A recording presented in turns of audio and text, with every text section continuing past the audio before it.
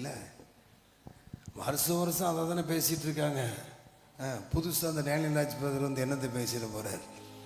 அத்திமரம் சபித்தல், நாளைக்கு கேள்வி நாள், நாளை கழிச்சு தைலாபிஷேகம். என்னை விட்டுட்டு உங்களை உட்கார வச்சு நிப்பாட்டுன்னு வச்சுக்கோங்க, அவ்வளோ சூப்பராக பிரசங்கம் பண்ணிடுவீங்க. ஏன்னா வருஷம் வருஷம் கேட்டுட்டு இருக்க பிரசங்கம் தானே, புதுசாக எதுவும் பண்ண போகிறது இல்லை. சரி, ஆனால் டேனியல் வந்தால் கொஞ்சம் வித்தியாசமாக இருக்கும். அல்லேலூயா. ஆமாம், கர்த்தர் நல்லவர். Thank you Jesus. வால்யூம் கொஞ்சம் குறைச்சிக்கிடுங்கண்ணே, அவுட்டை கொஞ்சம் இறக்கிடுங்க. தேங்க்யூலா, தேங்க்யூ ஜீசஸ். அவுட்டை கொஞ்சம் குறைங்க பார்க்கலாம். நான் இப்போ மெல்ல பேசுகிறேன், அப்புறம் சத்தமாக பேச ஆரம்பிச்சிருவேன். தேங்க்யூலா. ஹல்லேலூயா. அதுதா, அதனால தான் கொஞ்சம் குறைக்க சொன்னேன். Thank you Jesus. தேங்க்யூலா. இன்னும் கொஞ்சம் கூட குறைக்கலாம், கொஞ்சம் குறைங்க.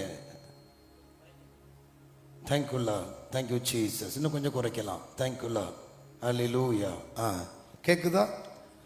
தேங்க்யூ ஜீ. ஹல்லேலூயா. கேட்குதா? அதிருது, இன்னும் கொஞ்சம் குறைச்சிருங்க. தேங்க்யூ. 2 பாக்ஸையும் ஒன்று போல் குறைங்க, தனித்தனியாக குறைக்காதீங்க. ஹல்லேலூயா. கொஞ்சம் கூட்டுங்க பார்க்கலாம். கூட்டி இதை கொஞ்சம் கூட்டிடுங்க எனக்கு. நீ அதெல்லாம் பார்த்தேன், ஏன் சவுண்டை வச்சிருக்காருன்னு இப்போ தான் தெரியுது. ஹல்லேலூயா. கர்த்தர் நல்லவர். ஏன்னா இந்த ஸ்பீக்கரை கொஞ்சம் கூட்டி விட்டுருங்கம்மா, கொஞ்சம் கூட்டி விட்டுருங்க. வெளி சவுண்டு உள்ளே வந்தால் டிஸ்டர்பன்ஸாக இருக்கும். அவ்வளோ சார். கர்த்தர் நல்லவர். சில காரியங்களை வேகமாக பேசிட்டு முடிச்சுட்டு புறப்படுறேன். இன்றைக்கு ஒரு டாபிக் கொடுக்கப்பட்டிருக்குது. எத்தனை பேர் அந்த டாப்பிக்கை நீங்கள் எப்படி புரிஞ்சிருக்கீங்கன்னு எனக்கு தெரியல. ஆனால் நான் ஆண்டவருடைய சமூகத்தில் அமர்ந்திருக்கும் போது எனக்கு கர்த்தர் கொடுத்த சில வெளிப்பாடை உங்களோட பேச போகிறேன். சரியா? சரி. அதுக்கு முன்பதாக இந்த லெந்த தினம் அப்படின்னாலே என்ன சொல்லுவாங்க? சுய தற்பரிசோதனையா எப்படி சொல்லுவாங்க? பேசுங்க, நீங்கள் கொஞ்சம் பேசுங்களேன். நான் 1.5 மணி நேரம் நிற்கணும்னு தான் நான் உட்காந்துருந்தேன். பொழுதன்னைக்கு நின்றுட்டு நேற்று 2 மணி நேரம் நின்று பிரசங்கம் பண்ணியிருக்கேன். ஃபுல்லாக டெய்லி 2 மணி நேரம் நின்றுட்டு இருந்தால் வயசு 51 ஆகுது. 30 வயசு வாலிபனாக இருந்தால் பரவாயில்ல. கவனிக்கிறீங்களா? இந்த லெந்து தின கன்வென்ஷனால என்னதுதான் தற்பரிசோதனையா சுய. ஆமாம், இந்த வருஷம் அந்த கார் எப்சி காட்டுவாங்க, பார்த்துருக்கீங்களா? தெரியுமா தெரியாதா? எப்சி காட்டுவாங்க தெரியுமா? டாக்ஸி காரை பக்கத்தில் கையை பிடிங்க. அதே மாதிரி தான் கிறிஸ்தவம் ஓடிட்டுருக்கு. பிடிங்க பக்கத்தில், சொல்லிடுங்க, டப்புன்னு சொல்லிடணும். நமக்கு எப்சி காட்டுற ஒரு காலம் மாதிரி இந்த லெந்து தினம் ஆகிப்போச்சு. அப்படி அல்ல தேவனுடைய பிள்ளைகளை. நம்மளை வருஷத்துக்கு ஒரு முறை ரெஃப்ரெஷ் பண்ணுற கூட்டம் இது அல்ல. நம்மளை ரெஃப்ரெஷ் பண்ணிட்டு இருந்தா நம்ம மூலமாக ஆத்துமாதாயம் பண்ணுறது ரொம்ப கஷ்டம். நாளுக்கு நாள் வளரணும். என்ன செய்யணும்? பனைமரம் வளர்ந்து மேலே போகும், பார்த்துருக்கீங்களா? அதை ரெஃப்ரெஷ் பண்ணுவாங்க. எப்படி பண்ணுவாங்க தெரியுமா? அது வளர்ந்து போயிட்டே இருக்கும். பழைய கிளையை தட்டி விடுவாங்க. என்ன கிளைய? உண்மை தானையா? பனைமரத்துக்கு என்ன கிளையை தட்டுவாங்க? வருஷம் பனை ஏறுறவங்க என்ன பண்ணுவாங்க? பனை ஏறுறதுக்கு முன்னால் அதை ஏறி போன வருஷத்துக்கு கிளைலாம் இந்த வருஷத்துக்கு வேண்டான்னு தட்டி விடுவான். ஆனால் நம்ம மாத்திரம் அதே கிளையை திரும்ப திரும்ப சுத்திகரிச்சுட்டே இருக்கோம். அப்போ நம்ம வளரணும். வசனம் சொல்லுது, நீதிமான் பனையை போல செழிப்பான். அப்படின்னு என்ன அர்த்தம்? வளர்ந்துட்டே இருக்கணும். வளர்ச்சினா எப்படி? கேளுங்க பக்கத்தில். வளர்ச்சினா எப்படி கேளுங்க. பதில் நான் சொல்கிறேன். பக்கத்தில் இப்போ கையப்படி சொல்லுங்க. எத்தனை ஆத்துமா ஆதாயம் பண்ணியிருக்கீங்க? ஒன்று கூட பண்ணலைன்னா நீங்கள் மலட்டு ஆடு. என்ன ஆடு? ஒரு வீட்டில் குட்டி வளர்க்கிய ஒரு பொட்டைக்குட்டி ஆடு, பொட்டைக்குட்டி போட்டால் சந்தோஷப்படுவாங்க, பார்த்துருக்கீங்களா? 2 குட்டி போட்டு 2ம் பொட்டைக்குட்டி ஆயிடுச்சுன்னா, பொட்டைக்குட்டி போட்டிருக்கப்பா அப்படி ஏன் சந்தோஷப்படுறான்? கிடா போட்டாலும் தொட்டு தானையா? கிடா வளர்த்தாலும் 1 வருஷம் வளர்த்தா கிடாவும் தொட்டு தானே. ஆனால் பொட்டைக்குட்டி போட்டால் மட்டும் ஏன் சந்தோஷப்படுதா? அந்த குட்டி போட்டு அது கிடாவோட மோசமாகவே போயிடுச்சுன்னு வச்சுக்கோங்களேன். அந்த குட்டி போட்டு 2 வருஷம் ஆச்சியா, 3 வருஷம் ஆச்சு, அது ஈனவே இல்லை. என்ன பண்ணி சந்தோஷப்படுவீங்களா? எங்கே அனுப்புவிய? பக்கத்தில் கையை பிடிச்சி சொல்லுங்க. அதை கசாப்பு கடைக்கு அனுப்பிடுதாங்க. ஆனால் நம்மளை எங்கே அனுப்ப? வசனம் நம்ம தெரிஞ்ச ஒரு பகுதி தான், அதை வாசிக்கலாம். 12, 13 வசனங்களை வாசிப்போமா? 11, 12, 13, 14 அந்த வசனங்களை வாசிக்கலாம். ம் ம் ம்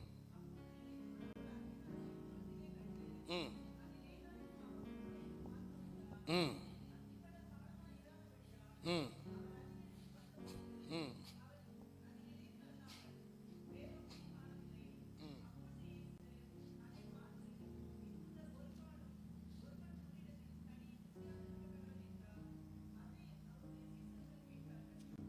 சரி, நல்லா கவனிக்கணும். இதை பெரும்பாலும் நாம் தியானிக்கும் போதெல்லாம் ஒரு காரியத்தை அதிகமாய் பிரசங்கிக்க கேட்டிருப்போம்.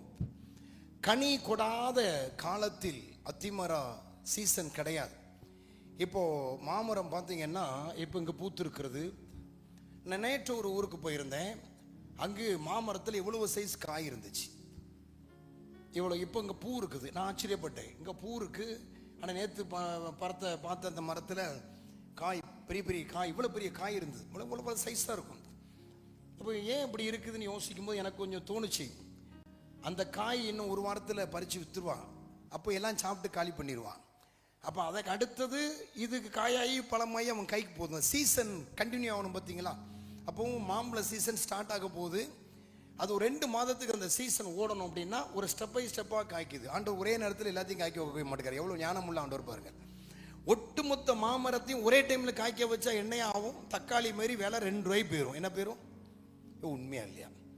இது தக்காளி விலை 2 ரூபாய்க்கு போகிறது காரணம் கர்த்தர விவசாயியா? விவசாயி இருக்குல்ல, கர்த்தர விவசாயியா?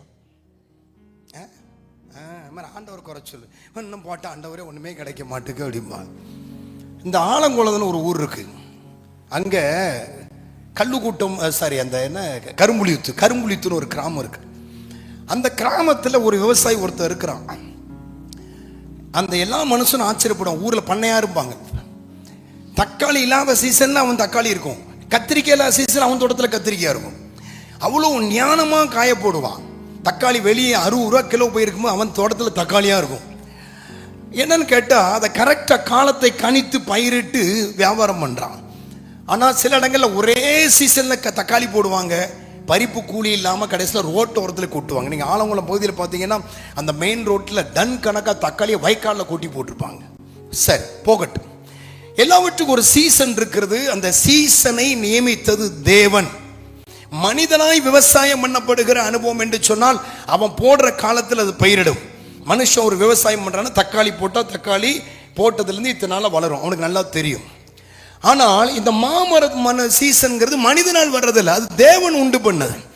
அப்போ இயற்கையாகவே தேவன் சில கனிகளை இந்த உலகத்தில் தந்திருக்கிறார். அது நியமிக்கப்பட்ட காலத்தில் அது இலை வருகிறது, பூ வருகிறது, காய்க்கிறது. அப்ப இதையெல்லாம் தேவன் நியமித்த காரியம். அப்ப தேவனால் நியமிக்கப்பட்ட, நல்லா கவனிக்கணும், தேவனால் நியமிக்கப்பட்ட அத்தி மரத்திலே சீசன் இல்லை. அது இலை கொடுக்கிற காலம். என்ன காலம்? புரியுதா இல்லையா? இப்போ நீங்க தக்காளியை போட்டு வச்சிருக்கிய, எல்லாரும் தக்காளி போட்டிருக்கிற நேரத்தில் பக்கத்து தோட்டத்தில் தக்காளி விளைஞ்சு கிடக்கு. ஏசு கிறிஸ்து நடந்து வாராரு. பக்கத்தில் நம்ம நல்லமால்புரம் சேகரத்தில் சர்ச்சி புலிபர் தோட்டம் அடுத்தாப்புல இருக்கு. இதுக்கு முந்தின தோட்டம் முருகன் தோட்டம். அதில் போய் பறிச்சா சண்டைக்கு வந்துடுவான். அது நம்ம நல்லமால்புரம் சேகரத்தில் இருக்க மக்கள் தோட்டத்தில் போய் பறிப்புண்டு அப்படி ஒரு 1/2 கிலோமீட்டர் கடந்து உங்கள் தோட்டத்துக்கு வந்துட்டாரு. உங்கள் தோட்டத்தில் தக்காளி அப்போ தான் பூத்துருக்கு. அப்போ கோவம் வந்த நியாயம் உண்டு. அவெல்லாம் தக்காளி போட்டிருக்கான், அங்கெல்லாம் பழம் இருந்துச்சு, அதெல்லாம் பறிக்காம நல்லமுறா மக்கள் நல்லமால்புரம் மக்கள் தோட்டத்தில் போய் சாப்பிடலான்னு வந்தா பூதான் இருக்கு அப்படின்னு கோவப்பட்டா பரவாயில்ல. இந்த அத்தி மரம் அது சீசன்ல தான் காய்க்கும். அப்ப இயேசு அத்தி மரத்தில் பழம் தேடின போது சீசன் இல்லை. நல்லா கவனிக்கீங்களா? சீசன் இல்லை. அப்ப நியமித்தது தேவன் தானே. அத்திமரம் என்ன தப்பு பண்ணிட்டு? அத்திமரத்திற்கு என்ன அதிகாரம் இருக்கிறது சீசனை மீறி காய்க்கிறதுக்கு? அத்திமரம் 2 அத்திமரம் பேசிட்டு, அண்ணா அத்திமரம், அண்ணா கேள்றா, இயேசு வாராடுறா, நம்மளை உண்டாக்குனவர், எப்படியாவது பழத்தை வச்சு கொண்டு வந்துடுறா, ஒரே நைட்ல காய்ச்சிடுறா அப்படின்னு பேசி காய்க்கவும் முடியாது. அப்போ அது அவரால் நியமிக்கப்பட்ட ஒன்று. அதுக்கு மேல தப்பே இல்லை. அது கொடுக்க வேண்டிய சீசன்ல இலைய கொடுத்திருக்கிறது. அதுகிட்ட போய் சண்டை போட்டிருக்காரு. என்ன பண்ணியிருக்கிறாரு? நியாயமா சண்டை போட்டு சீசர்கிட்ட சொல்றாரு, உங்களுக்குள் விசுவாசம் இருந்தால் இதே மாதிரி சபிச்சா சபிச்சிருங்க. கீழே பாருங்க 17-21 வசனத்தை கீழே படிங்க. அந்த 19 வாங்க. அதை சபிச்சுட்டு போயிட்டாரு. ஒருத்தர் உன்னை பழஞ்ச விட மாட்டான்ட்டு போயிட்டாரு. போயிட்டு அடுத்த நாள் சாயந்தரம் வர்றாங்க. படிங்க.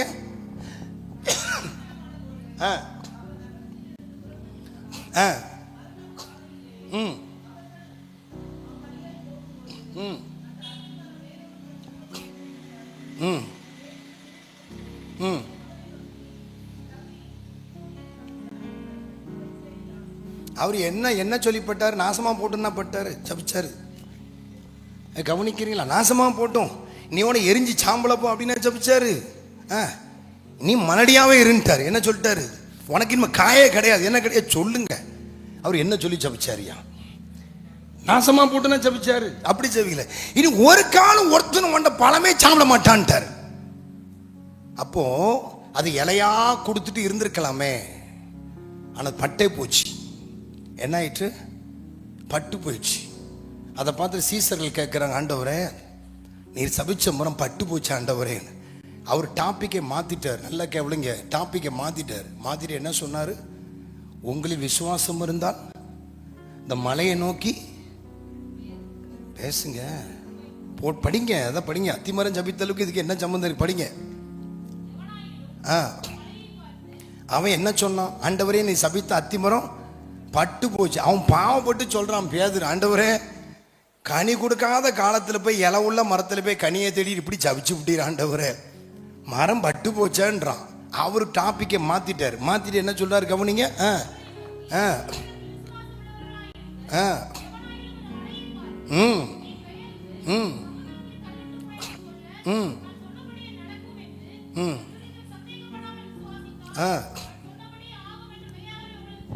ரெண்டு விதமான காரியத்தை இயேசுவினிடத்தில் நாம் கவனிக்க வேண்டும். ஒன்று, அவருடைய கேரக்டர் எப்படிப்பட்டவர் என்பதை. இரண்டாவது, நமத்தில் அவர் வெளிப்படுகிற தன்மையை பேசி கொண்டிருக்கிறார். ஒன்று, அத்திமரத்தை பார்த்து அவருக்கு பசி உண்டாயிட்டு பழம் கொடுக்கல, இனி ஒருத்தனோட சாப்பிட மாட்டானார், அப்படி எரிஞ்சு போச்சு. நடந்தது அங்கே ஒரு பெரிய பனிஷ்மெண்ட், ஒரு தண்டனை கொடுக்கப்பட்டிருக்கிறது அத்திமரத்திற்கு. ஆனால் அந்த அத்திமரம் பலன் கொடுக்கிற காலம் அல்ல. நல்லா புரிஞ்சுங்க, இதுதான் இயேசுடைய கேரக்டர். இயேசுவோட கேரக்டர். ஆனால் இயேசு நம்ம இப்போ எப்படி பார்க்குறோம்? இயேசுனாலே ரட்சிப்பு, மன்னிப்பு. சொல்லுங்க, அது நம்ம இயேசு தானே, அதெல்லாம் பார்த்துக்குவோம். போயிட்டு முழங்கால போட்டு தோத்திரம் போட்டு 4 மன்னிப்பு கேட்டால் முடிஞ்சு போயிடும். நல்லா கவனிக்கணும் இந்த காரியத்தில். இதில் நாம் கவனிக்க வேண்டியது இயேசு எப்படிப்பட்டவர்.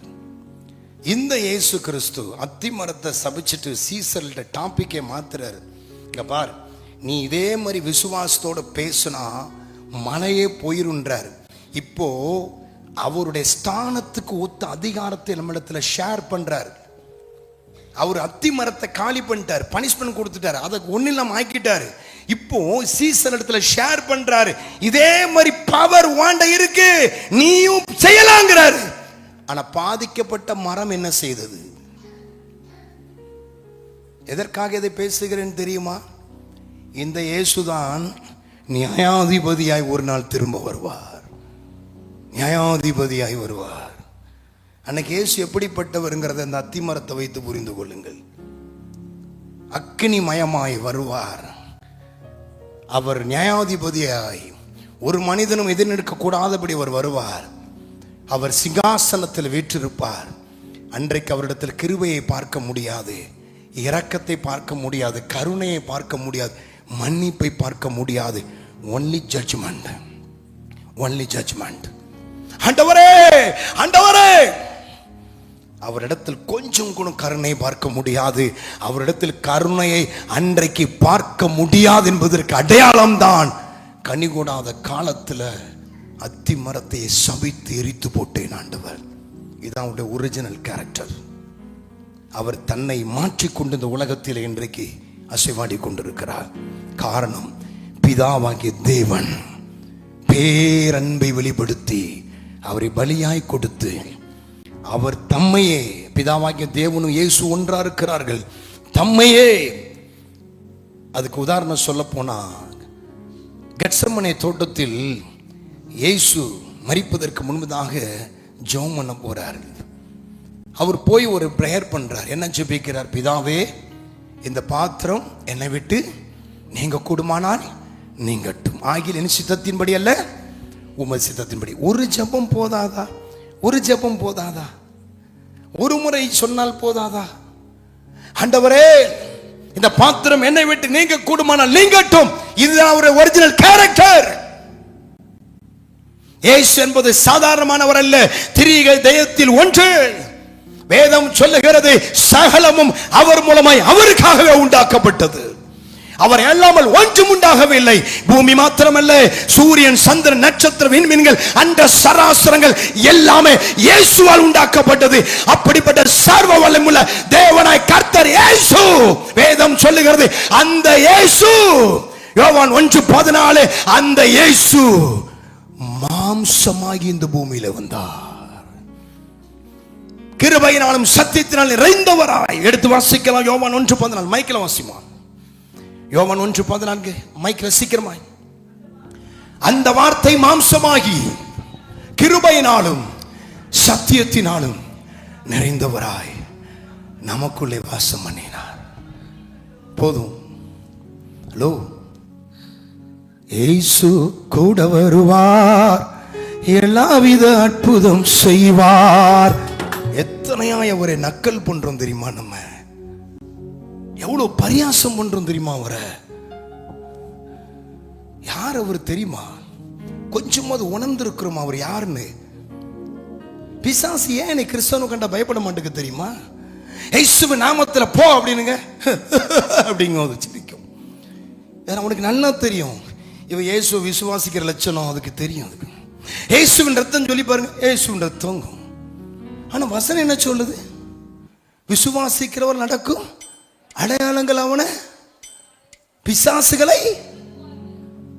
பக்கத்துல கையபிடி சொல்லுங்க, பிசாச கிறிஸ்துவன் துரத்தணும். பிடிங்க கைய. நல்ல கை வச்சிருக்கணும், பிடிங்க. சூமுன கையெல்லாம் பிடிக்கண்டா, நல்ல கை வச்சிருக்கணும், பிடிங்க. பிசாச கிறிஸ்துவன் துரத்தணும். ஆனா இன்னைக்கு நான் சொல்றது அப்படி சொல்லுங்க, இன்னைக்கு இந்த மானங்கட்ட கிறிஸ்துவம் பிசாசு வந்துட்டு, பிசாசு வந்துட்டு நாளையில ஊரெல்லாம் போய் சொல்லிருங்க.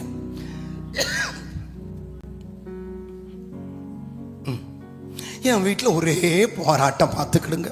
தூங்கவே முடியல, பார்த்துக்கிடுங்க. வீட்டுக்கு போறதுக்கே மனசு இல்லைன்னு இங்கே உட்காந்துடலாம் போல இருக்கு. பயப்படி சொல்லுங்க, பிசாச துரத்த வேண்டிய, புடிங்க கைய, பிசாச துரத்த வேண்டிய கிறிஸ்தவம் பிசாச வீட்டுக்குள்ள விட்டுட்டு வீட்டை விட்டு வெளியே ஓடுது. ஏன்? ஏன்? கொஞ்சம் யோசிங்களேன். ஏன்? ஏசு என்ன அதிகாரம் கொடுத்திருக்கிறாரு? விசுவாசிகள் நடக்கும் அடையாளங்கள் அவன என் நாமத்தினாலே. ஐயா, வீட்டில் போராட்டம் இருந்தா துரத்த வேண்டியது யாருடைய வேலை? அதுக்கு ஒரு குறி சொல்ற ஊழியக்காரன் 4 பேர் இருப்பான். நிச்சயமா டேனியல் ராஜா மட்டும் அப்படி நினைச்சிடாதீங்க.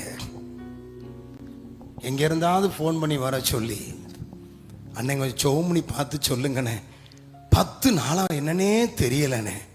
அவன் சொல்லுவான், கர்த்தர் சொல்லுகிறார், இடது பக்கத்தை காண்பிக்கிறார், பீரோலுக்கு வலது பக்கத்தில் அப்படிம்பா. அங்க பிசாசு இருக்குன்ட்டு போயிடுவான். சிலவன் கண்ணை மூடிட்டு சொல்லுவான், இந்த வீட்டுக்குள் இருளை பார்க்கிறேன்பா. நம்மள ஆவியில் அறிஞ்சு அந்நிய பாசை பேசிடுவான். அல்ல லூயாம்பாங்க. அவன் தீர்க்க தரிசனம் சொல்லிட்டானா? ஹலோ,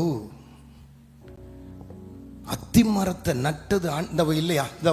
இந்த மரத்தை யார் யார் நட்டது? உங்க காலத்துல நட்டிருப்பிய. ஐயா, வயசு என்னையா இருக்கும்? அதுக்கு எத்தனை வயசையா இருக்கும்? ஐயா 70 வயசுல உள்ள முன்னால யாரும் இல்லையா? சரி, 70 வயசு விடுங்க ஐயா. 50 வருஷத்துக்கு முன்னால இருந்தவங்க இருக்கு. 50 வருஷத்துக்கு முன்னால இருக்கீங்களா? 50 வருஷம். ஐயா, உங்க வயசு 60. 10 வயசுல இருந்த மரையில இருந்துச்சா? இருந்துச்சு. பார்த்திருப்பியல்ல. சரி, இதை வைக்கிறவ வச்சிட்டு இந்த இப்படிதான் காய்க்கணும், இப்படிதான் பூக்கணும் எதுன்னு சொல்லிட்டு போய்ப்பாங்களா? ஒரு கொட்டையை போட்டிருப்போம், வளர்ந்துருக்கும். அப்போ வேதம் சொல்லுகிறது, மலை அதை வளர செய்கிறது. அப்போ அந்த இடத்துல ஒரு விதையை தேவன் வளர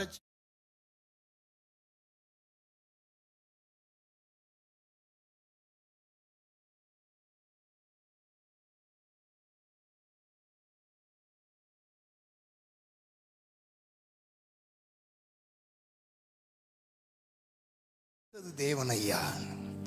ஐயா குருவானவர் பூ இருக்கு, இலை மட்டும் இருக்கிற காலனை வச்சுக்குமே, வந்து அப்படியே சுத்தி சுத்தி தேடுறாரு, ஒரு காய் கூட இல்லை, நாசமா போங்கிறார். என்ன சொல்லுவிய நீங்க?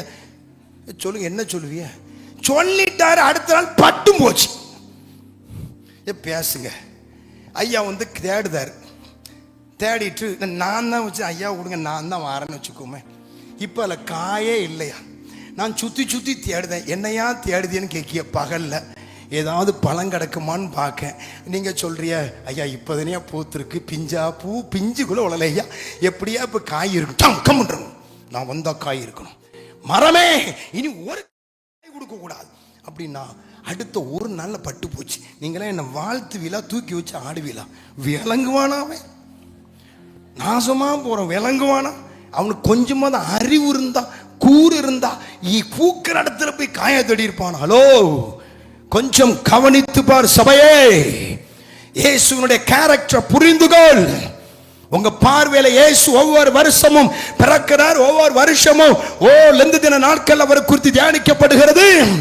ஈஸ்டர் வெள்ளிக்கிழமை அடக்கம் பண்ணப்படுகிறார், சனிக்கிழமை மூடி வைக்கப்படுகிறது, ஞாயிற்றுக்கிழமை காலையில பூ தோரணம் கட்டி இயேசு உயிரோடு எழுப்பி பண்டிகை கிறிஸ்து அல்லவர், அவர் சர்வ வல்லமை உள்ள தேவன். சபையை புரிந்து கொள், அவர் சர்வ வல்லமை உள்ள தேவன்.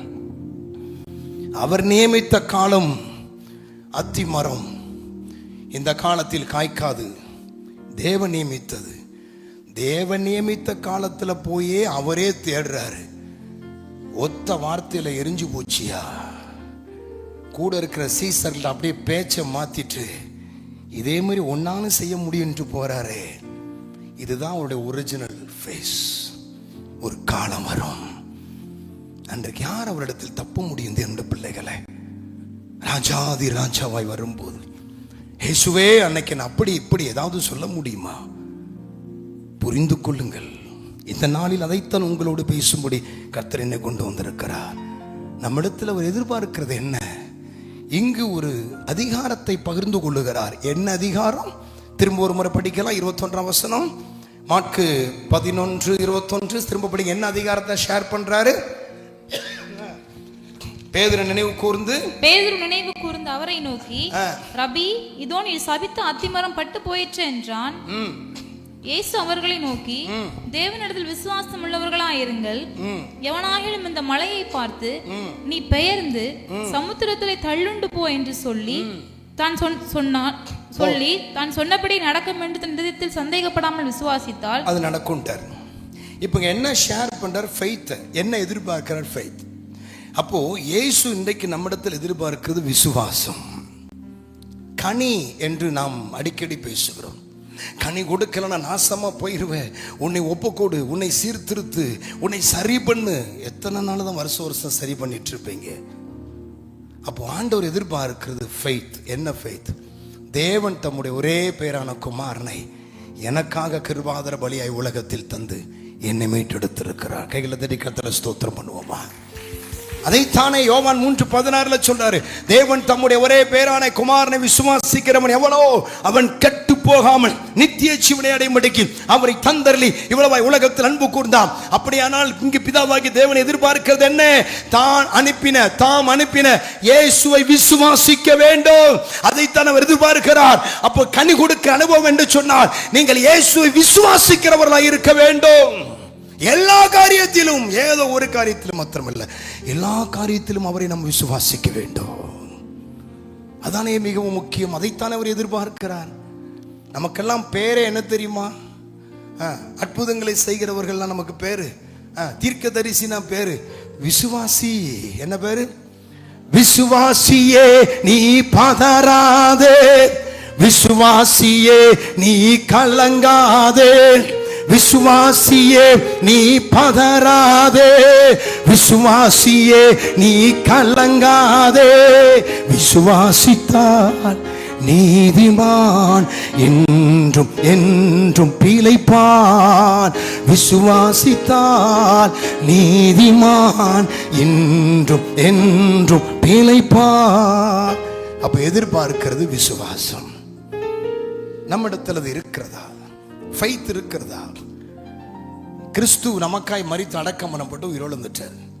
ஃபர்ஸ்ட் ஃபெய்த், பேசிக்ல இருந்தே வரேன். ஃபர்ஸ்ட் ஃபெய்த், இயேசு எனக்காய் மரித்து அடக்கம் பண்ணப்பட்டு உயிர் தெழுந்தனின் நன்மை எனக்கு என்ன கிடைத்தது?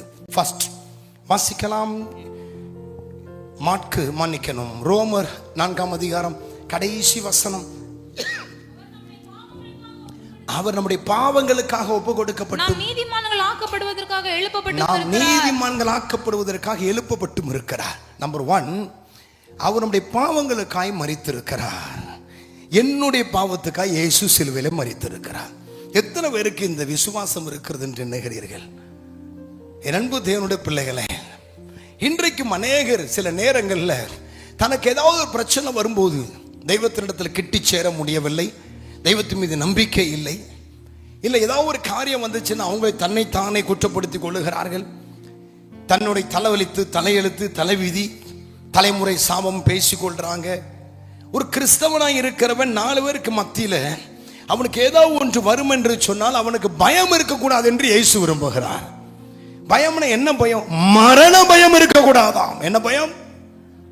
ஆனா நமக்கு சரீரத்தில் ஒரு சின்ன கட்டி வந்துட்டா போதும், அப்படியே தடவி தடவி இரவும் பகலும் வசனத்தை தியானிக்கிறோமோ இல்லையோ, கட்டியை தடவிச்சு அந்த கட்டியை கேன்சராகவே ஆக்கிடுவாங்க. ஃபெய்த்தில் கேன்சராக இருக்குமோ, கேன்சராக இருக்குமோ, கேன்சராக இருக்குமோ கொஞ்ச நாளை மறைச்சு பார்ப்பாங்க.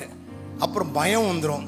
மெல்ல வீட்டில் யார்ட்டையாவது சொல்லுவாங்க, ஒரு கட்டி இருக்கு, ரொம்ப நாளாக இருக்கு, வலிக்கிற மாதிரி இருக்கு, வலியிலட்ட வலிக்கிற மாதிரி இருக்கும்பாங்க. இதுக்குன்னே ஹாஸ்பிட்டல் திறந்து வச்சிருக்கிறான். எப்படி கிளைண்ட் சேர்க்கறது? கட்டின்னு ஒருத்தன் வந்துட்டானா கேன்சர் தான், இல்லைன்னு ஒரு பேஷண்ட்டையும் நான் அனுப்பி எந்த டாக்டரையும் பார்த்ததில்லை. உடனே ஒரு பயோ டெஸ்ட் பார்த்துருமா, உடனே எடுத்து பார்த்துட்டு இல்லாட்டாலும் என்ன சொல்லுவாங்க தெரியுமா? ஆரம்பம் அப்படிம்பா. என்ன சொல்லுங்க, அவன் சொல்றதுக்கு முன்னாடி நீங்களே சொல்லிடுவீங்க, இல்லை டாக்டர் எனக்கு போன மாசமே சந்தை இருந்துச்சு டாக்டர், அப்பவே வரணும்னு நினைச்சேன் டாக்டர். ஹலோ, இருக்கீங்களா? அப்போ பாவம் மன்னிக்கப்பட்டு விட்டது. ஐயா, கனி கொடுக்கிற அனுபவம் என்று சொன்னால் என்னையா கனி? இயேசு கிறிஸ்து என் பாவங்களை சிலுவையில் எடுத்துக்கொண்டார். மெய்யாக எங்களது பாடுகளை ஏற்றுக்கொண்டு துக்கங்களை சுமந்து கொண்டீர். மெய்யாக எங்களது பாடுகளை ஏற்றுக்கொண்டு துக்கங்களை சுமந்து கொண்டீர். ஐயா, துக்கங்களை சுமந்து கொண்டீர். எங்களது மீறுதலால் காயப்பட்டீர், நொறுக்கப்பட்டீர், தழும்புகளால் சுகமானோம். சபையார் பாடலாமா? எங்களது மீறுதலால் காயப்பட்டீர், நொறுக்கப்பட்டீர், தழும்புகளால் சுகமானோம். உந்தன் தழும்புகளால் சுகமானோம். அப்படியே கைகளை உயர்த்தி உந்தன் தழும்புகளால் சுகமானோம். எங்களது மீறுதலால், எங்களது மீறுதலால் காயப்பட்டீர், நொறுக்கப்பட்டீர், தழும்புகளால் சுகமானோம். எங்களது மீறுதலால் காயப்பட்டீர், நொறுக்கப்பட்டீர், தழும்புகளால் சுகமானோம். உந்தன் தழும்புகளால் உந்தன் தழும்புகளால் நீர் நல்லவர், சர்வ வல்லவர்.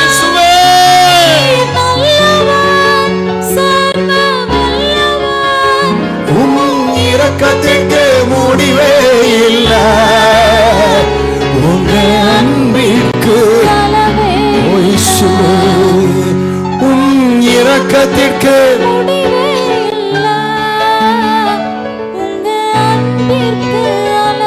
அவை காலைதோறும் புதிதாயிருக்கும்.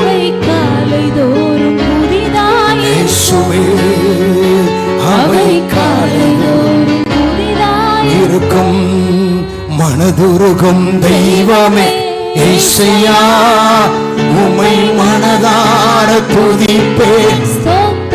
இயேசுவே, மனதுருகும் தெய்வமே ஏசையா, உம்மை மனதார துதிப்பேன். சேர்ந்து சொல்லலாமா? நீர் நல்லவர்,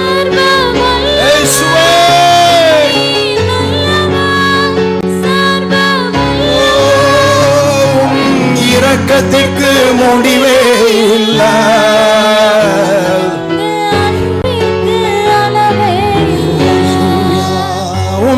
இரக்கத்திற்கு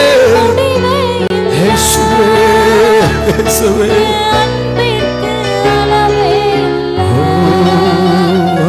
காலைதோறும் புதிதாயிருக்கும்.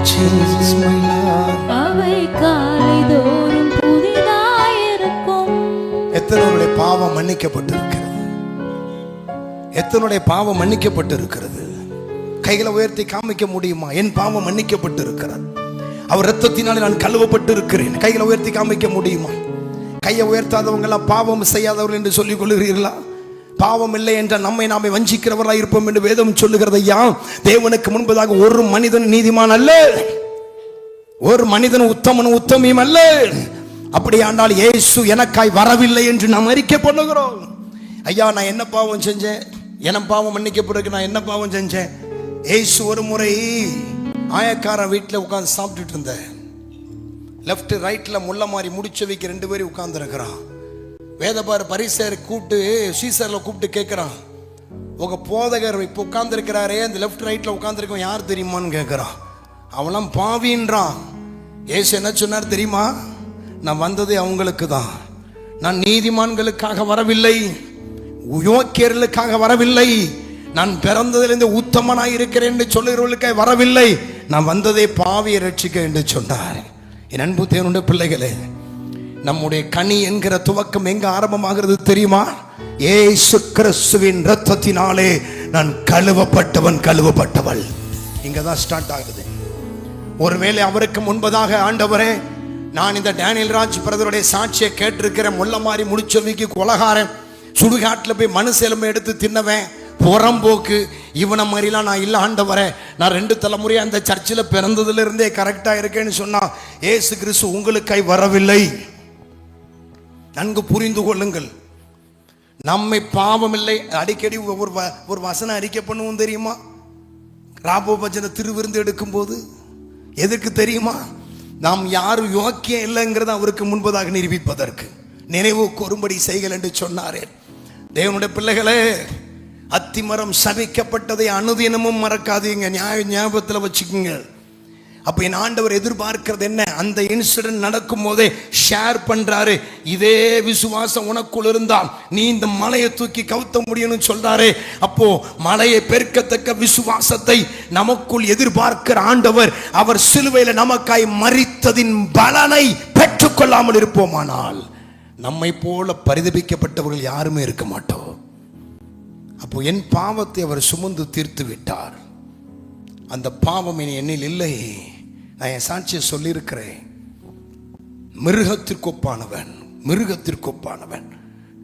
என்னை கண்ட முன்னால ஒரு போலீஸ், பெண் போலீஸ் கூட வராது, ஒரு மனுஷன் வரமாட்டான். மிருகத்துக்கொப்பானவன். ஹாஸ்பிட்டலில் சாக கடந்த போது என்னை இயேசு தொட்டார். அவருடைய பரிசுத்த ரத்தம் என் பாவங்களை நீக்கி சுத்திகரித்தது. இதற்கு யார் சாட்சி? என் மனைவியா? இந்த மருத்துவமனையில் இருக்கிற தலைமை டாக்டரா? இல்லை நர்ஸா? இல்லை அன்றைக்கு சிசிடிவி இல்லை, ஒருவேளை சிசிடிவி இருந்தால் சிசிடிவி சாட்சியா? இல்லை, நானே சாட்சி, நானே சாட்சி. என் பாவத்தை இயேசு மன்னித்து விட்டார். என் பாவத்தை இயேசு மன்னித்து விட்டார். அப்ப இயேசு கிறிஸ்து வந்து தலையில ரத்தத்தை ஊத்தினாரா? பிரஸ் வச்சு தேய்ச்சி கழுவுனாரா? இல்லை. உண்மையாகவே பாவங்களை அறிக்கையிடுகிறவனுக்கு மன்னிக்கப்படும். அப்ப அந்த மன்னிப்பின் பலன் என்ன? அப்ப மெய்யாகவே அவருடைய பாவங்களுக்காக அவர் மரித்தார். அதைத்தான் ரோமாபுரியர் எழுதும் போது பவுல் நினைப்பூட்டுகிறார். அந்த 5ஆம் அதிகாரத்துக்கு முன்னால இதை ஏன் கொண்டு வராரு தெரியுமா? காரணம் இருக்கிறது. 4ஆம் வசனத்தின் கடைசி வசனத்தை திரும்ப ஒரு முறை வாசிப்போம். அவர் நம்முடைய பாவங்களுக்காக ஒப்பு கொடுக்கப்பட்டார். நம்முடைய, யாருடைய? நம்முடைய. சார், பவுலை பத்தி எத்தனை பேர் படிச்சிருக்கிறீங்க? பவுல் சவுலா இருந்த காலத்தில் அவன் நியாய பிரமாணத்தின்படி குற்றம் சாட்டப்படாதவன். அப்படின்னு அர்த்தம் என்ன தெரியுமா? தேவனுடைய ஆலயத்தில் பயபக்தியோடு நிற்கக்கூடியவன், நியாய பிரமாணத்திற்கு முழுவதும் கீழ்ப்படிந்தவன் சவுல். நீங்க நினைப்பீங்க சவுல் பாவியிலே பிரதான பாவின்னு, அந்த ஊர் டாஸ்மார்க் கடையில் டெய்லி காலையில போய் குடிப்பாருன்னு நினைச்சிட்டு இருப்பீங்க. அவர் முள்ள மாதிரி தானே மன்னிட்டு இருந்தான்னு நினைச்சிருப்பீங்க. இல்ல, அவன் நியாயப்பிரமாணத்தின்படி குற்றம் சாட்டப்படாதவன், கமாலியல் பாதத்தில் உட்கார்ந்து கற்றுக்கொண்டவன். ஐயா, அவன் என்ன பாவம் செய்தான்? இயேசுவை மறுதலித்தான், அவ்வளவுதான். இயேசுவை அங்கீகரிக்கவில்லை. இயேசு தேவனுடைய குமாரனை ஏற்றுக்கொள்ளவில்லை. நியாயப்பிரமாணத்திற்கு உட்பட்டு நியாயப்பிரமாணத்தின்படி தீர்ப்பெழுதுகிற நியாயப்பிரமாணத்தின் ஆசாரியர்களுக்கு கீழ்ப்படிந்து வேலையை செய்தான், அவ்வளவுதான். அந்த சவுல் என்ன சொன்னான் தெரியுமா? நான் பாவிகளிலே பிரதான பாவி என்று சொன்னான். நம்மளை மாதிரி ஆட்கள் அன்னைக்கு இருந்திருந்தா என்ன சொல்லியிருப்போம் தெரியுமா? ஆண்டவரே, நான் என்ன பாவம் செஞ்சேன், ஏதாவது ஒன்று சொல்லுங்க, காமிக்க சொல்லுங்க, ஆசாரியனை சொல்லுங்க, உங்களுடைய நியாயப்பிரமாணத்துக்கு எங்கே மீறி இருக்கேன் அப்படின்னு கேள்வி கேட்டிருப்போம். ஆனால் அவனுடைய இருதயம் இயேசுவை சந்தித்த போது உடைந்து போனது. ஏனென்றால் இந்த இயேசு நியாயப்பிரமாணத்துக்கு உட்பட்டு நிற்கிற ஒரு மனிதனை நீதிமானாக்க வரவில்லை. நியாயப்பிரமாணத்து கிரியைகளினால் ஒரு மனிதன் நீதிமானாக்கப்பட முடியாது. அப்போ நியாயப்பிரமாணத்தையே ஒரு மனிதன் நிறைவேற்றி நிற்கிறவனாக இருந்தாலும் தேவனுக்கு முன்பதை அவன் குற்றவாளி தான் என்பதை சவுல் உணர்ந்திருந்தான். ஆகவே தான், ஆண்டவரே, நான் என்ன செய்ய சித்தமா இருக்கிறீர் என்று கேட்டபோது கர்த்தர் சொன்னார், நீ எழுந்து போ, உனக்கு ஒருத்தனை ஏற்படுத்தி வச்சிருக்காங்க, போ அப்படின்னு அனுப்பினார். தேவனுடைய பிள்ளைகளை நன்கு புரிந்து கொள்ளுங்கள். நம்முடைய பாவங்களை அவர் மன்னித்திருக்கிறார். இதற்கு அடையாளமாய் புறஜாதியார் மத்தியில் நாம் நிற்க வேண்டும். என் ஆண்டவர் என் பாவத்தை மன்னித்தார். இதற்கு நான் போய் என்னுடைய குருவானவற்றை போய் இயேசு பாவத்தை மன்னிச்சிருக்க ஒரு சர்டிஃபிகேட் கொடுங்க, நான் ஊரெல்லாம் போய் காமிக்கணும்னு கேட்கல. பேராயரை சந்திச்சு எனக்கு ஒரு சர்டிஃபிகேட் கொடுங்க, இயேசு என் பாவத்தை மன்னிச்சிருக்க நான் எல்லாத்தையும் சொல்லணும்னு கேட்கல. நீ திடப்படுத்தலுக்கு சர்டிஃபிகேட் கொடுக்குறோம், ஞானஸ்நானத்துக்கு சர்டிஃபிகேட் கொடுக்குறோம், பாவ மன்னிப்பு நிச்சயத்துக்கு சர்டிஃபிகேட் கிடையாது, விசுவாசம். அந்த விசுவாசத்தை தான் இயேசு எதிர்பார்க்கிறார். இன்றைக்கு தேவனுடைய பிள்ளைகளை, ஹாஸ்பிட்டலேருந்து வெளியே வந்தேன், அடுத்த நாளே பைபிளை கையில தூக்கினேன், தெரு தெருவாய் நடந்தேன், அறிக்கையிட்டேன், இயேசு என் பாவத்தை மன்னிச்சிட்டார், இயேசு என் பாவத்தை மன்னிச்சிட்டார். அக்கா, ஏசப்பா என் பாவத்தை மன்னிச்சார், அண்ணே ஏசப்பா என் பாவத்தை மன்னிச்சிட்டார், ஐயா ஏசப்பா என் பாவத்தை மன்னிச்சிட்டார். இதுதான் விசுவாசம். புறஜாதியர் மத்தியில, மற்ற மனுஷருக்கு மத்தியில என்னை அடையாளப்படுத்தினது என் விசுவாசம். அப்போ கழுவப்பட்டது உண்மையானால் இன்றைக்கு வரை அறிக்கை இடுகிறேன், இயேசு என் பாவத்தை மன்னித்து விட்டார். இருக்கீங்களா? நான் தான் கேட்டேன், எத்தனையுடைய பாவம் மன்னிக்கப்பட்டு இருக்கிறது என்று நீங்கள் நம்புகிறீர்கள் என்று சொல்லி. நம்ம என்ன பண்ணுவோம் தெரியுமா? நம்ம கையை தூக்குனா பின்னால் இருக்கிறவா இவ கை தூக்குறாள், என்ன பாவம் செஞ்சான்னு நம்மளை தேடி விசாரிச்சு கண்டுபிடிச்சிருவாளோன்னு பயம். என் மூலமாய் ஒரு மகள் ரட்சிக்கப்பட்டாள், வாலிப வயது, ஒரு 19-20 வயது கூட இருக்காது அவளுக்கு.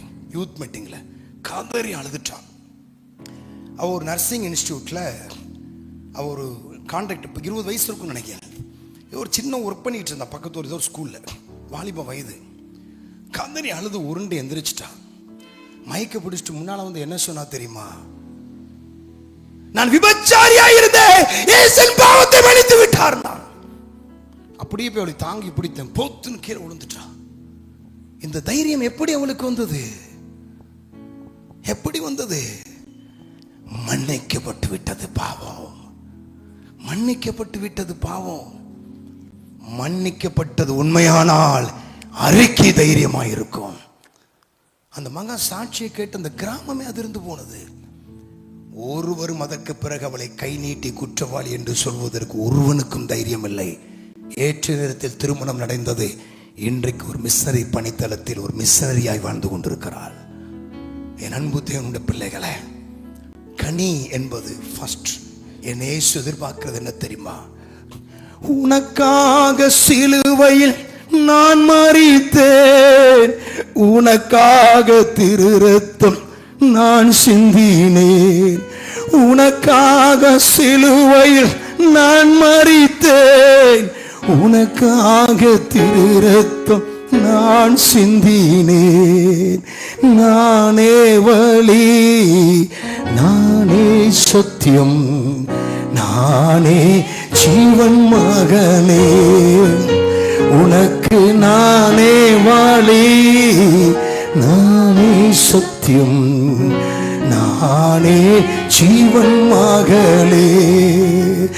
என்னாலன்றி உனக்கு விடுதலை இல்லை, என்னாலன்றி உனக்கு நிம்மதி இல்லை, என்னாலன்றி உனக்கு விடுதலை இல்லை, என்னாலன்றி உனக்கு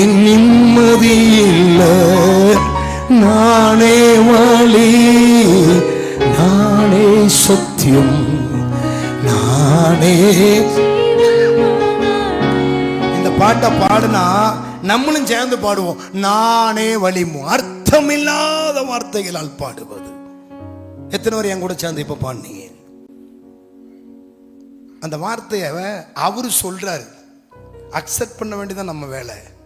நம்ம என்ன சொல்லணும் தெரியுமா?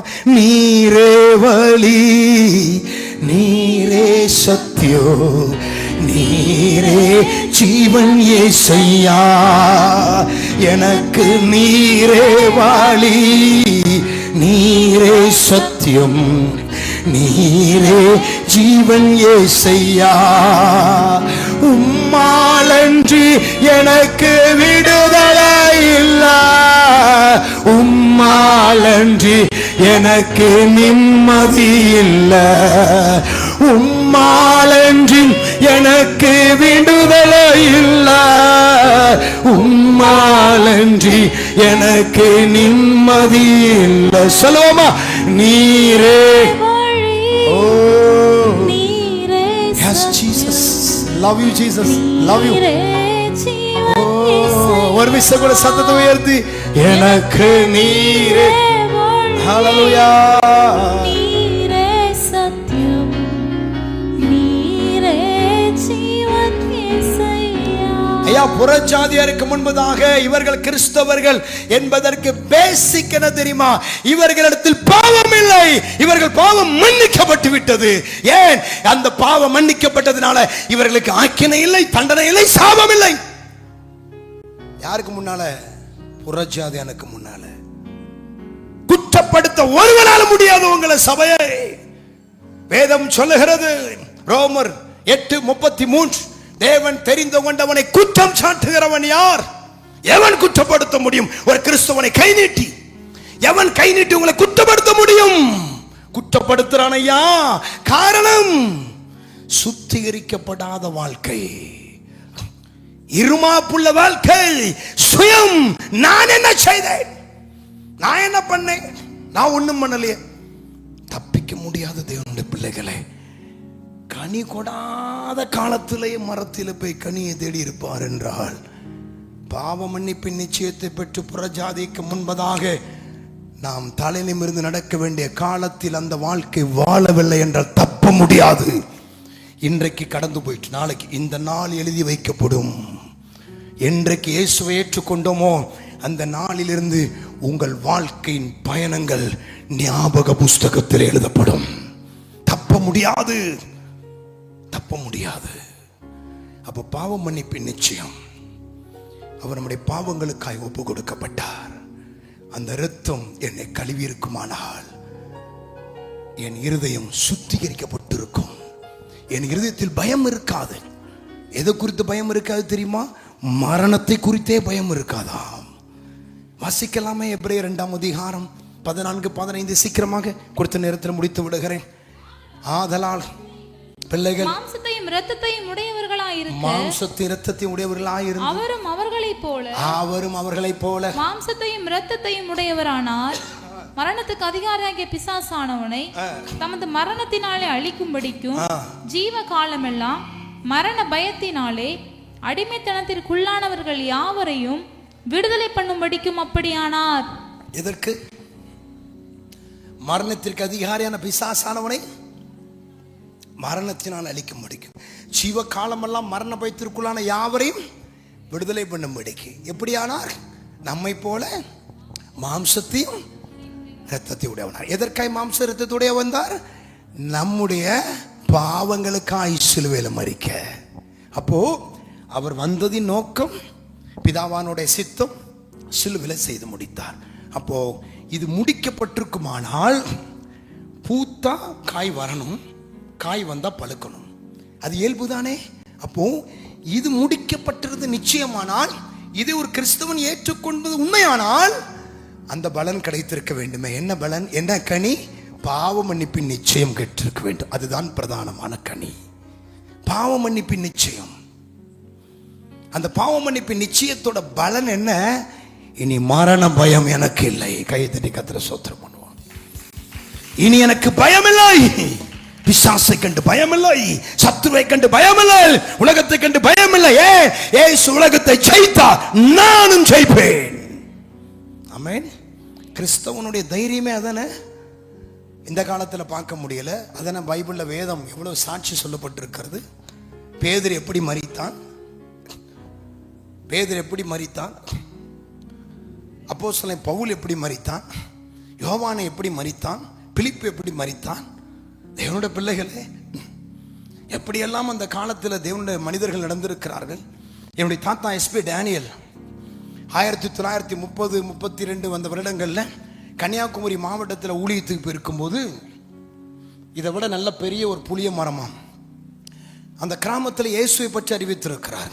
சொல்லியிருக்காங்க, தேவையில்லாமல் ஊருக்குள்ள வராத, மரத்தில் கட்டி வச்சிருவாங்க. இவர் கேட்கல, அறிவிச்சிருக்காங்க. ஊர் கூட்டம் கூடியது, நிர்வாணப்படுத்தினார்கள், ஒரு புளிய மரத்திலே அடித்து கட்டி வைத்து விட்டார்கள். என்ன தண்டனை தெரியுமா? உன்னை நாங்கள் கொல்ல மாட்டோம், ஒரு இரவெல்லாம் புளிய மரத்தில் உன்னை கட்டி வைத்து காலையில் அவுத்து விட்டுருவோம், இதான் உனக்கு தண்டனை. அப்போ இரவெல்லாம் கட்டி வைத்து விட்டார்கள். அடுத்த நாள் காலையில் ஊர் கூடுகிறது. புளிய மரத்தில் கட்டப்பட்ட மனிதன் அவிழ்க்க வந்தார்கள், நடுங்கி போனார்கள். காரணம், பூத்து காய்த்து கொண்டிருந்த புளிய மரம் வெட்டி போட்ட ஒரு மாசம் எப்படி காய்ந்து கருகி போமோ ஒரே இரவுல அது கருகி போயிற்று, கருகி போயிற்று. என் தாத்தா சபித்தாரா? இல்லை, கட்டி வைக்கப்பட்ட மனிதன் தேவனுடைய மனிதன். அந்த புளிய மரத்துக்கே தெரிஞ்சிருக்குது, என்னை ஆண்டா கொண்டு ஏண்ட கொண்டு ஆண்டா அவரை கட்டி வச்சிங்க அப்படின்னு. தேவனுடைய பிள்ளைகளை, அப்போ மரணத்தை கண்டு அஞ்சவில்லை, மனிதர்களை கண்டு பயப்படவில்லை, வியாதியை கண்டு பயப்படவில்லை, மரணத்துக்கு பயப்படவில்லை, பிசாசுக்கு பயப்படவில்லை, சூனியத்துக்கு பயப்படவில்லை, ஏவலுக்கு பயப்படவில்லை, மந்திரத்துக்கு பயப்படவில்லை. காரணம், அவர்கள் இயேசுவின் இரத்தத்தில் கழுவப்பட்டவர்கள். வெளிப்படுத்தல் புஸ்தகத்தில் வாசித்தீங்கன்னா இவர்கள் எங்கே இருந்து வந்தார்கள் அப்படின்னு கேட்கும்.